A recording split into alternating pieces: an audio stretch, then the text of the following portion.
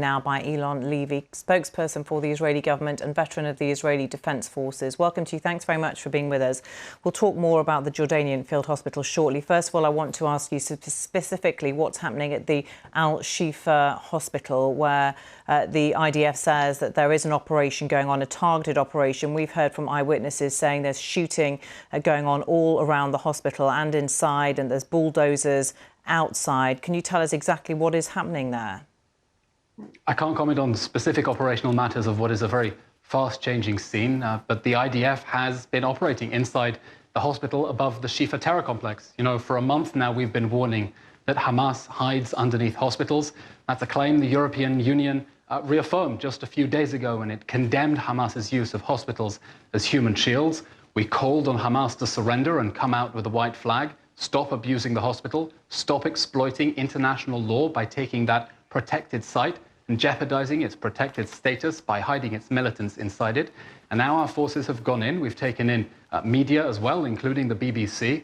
And very soon, the full extent of Hamas's takeover of the Shifa hospital and the way that it has been exploiting the hospitals, the mosques, the schools and the homes of the Gaza Strip will be plain for all to see. We are exposing Hamas's war crimes as we systematically dismantle its terror state in response to the October 7th massacre.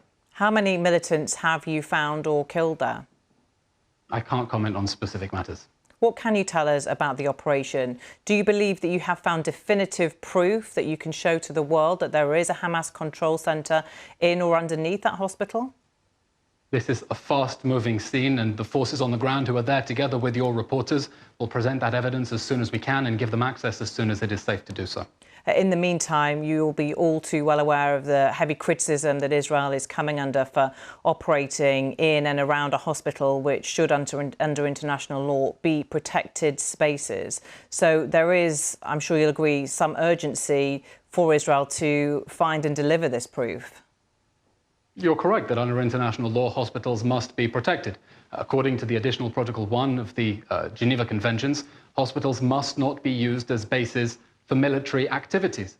And to the extent that they are used as bases for military activities, that jeopardizes their protected status.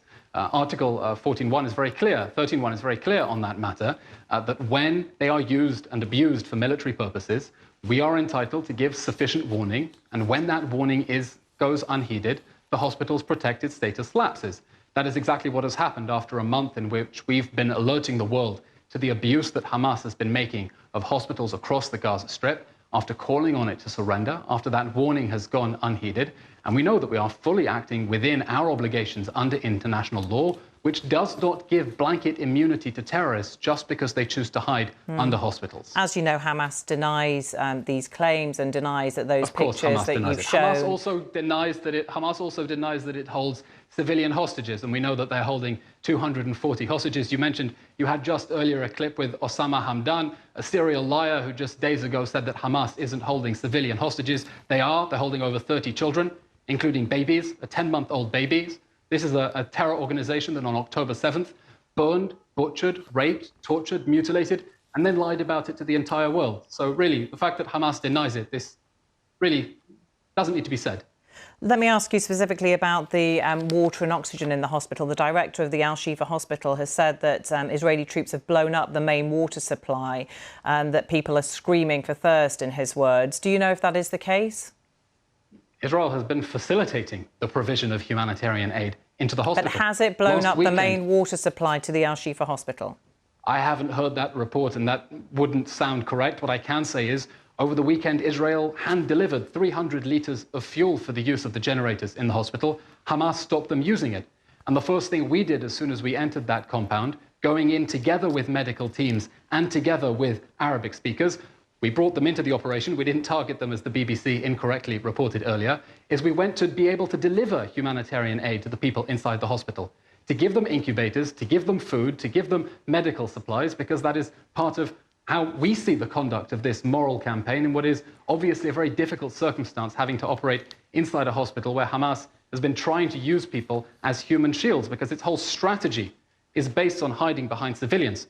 Because Hamas knows the moment it can't hide behind civilians, its own civilians or the hostages that it's holding of our own people, there's nothing to stop the full might of the Israeli army bringing the monsters who perpetrated the October 7th massacre to justice. I do want to ask you about the hostages in a moment. First of all, I want to come to the Jordanian field hospital. I was talking to the Jordanian Deputy Prime Minister not that long ago, and he was saying that Israel struck a Jordanian field hospital inside Gaza, leading to tens being killed and wounded. Do you know anything about that? Is that the case? Have you got? Do you know whether or not that did happen yesterday?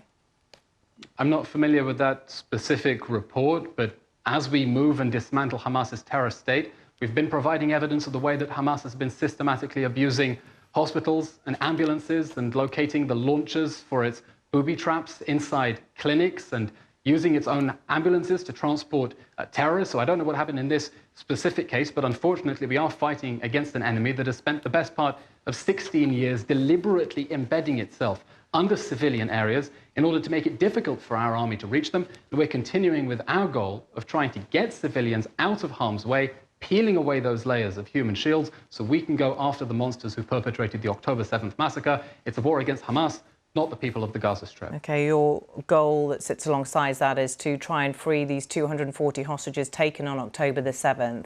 There are suggestions, there's been speculation over the past 24 hours or so that there is a deal possibly in the offing for around 50 women and children to be freed. It's very difficult, I'm sure, because you won't want to raise the hopes, perhaps wrongly, of those families of those who've been taken. What can you tell us about negotiations and your hopes that there could be some hostages freed in the not too distant future?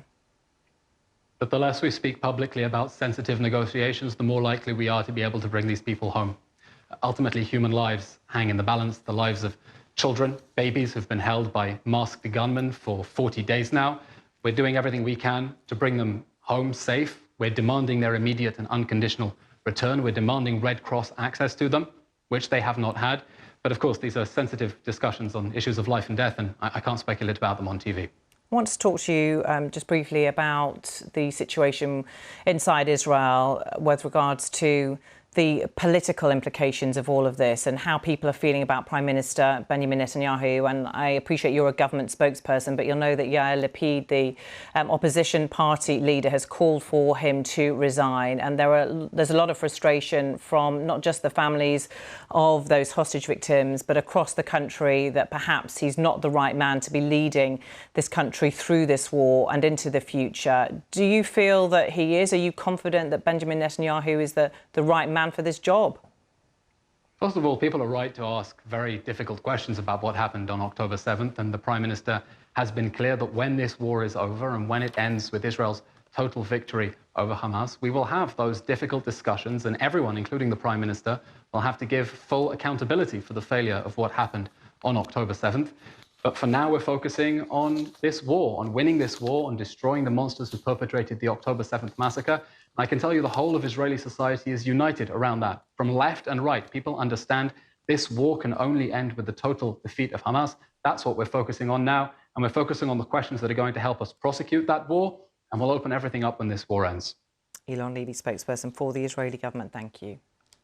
Thank you.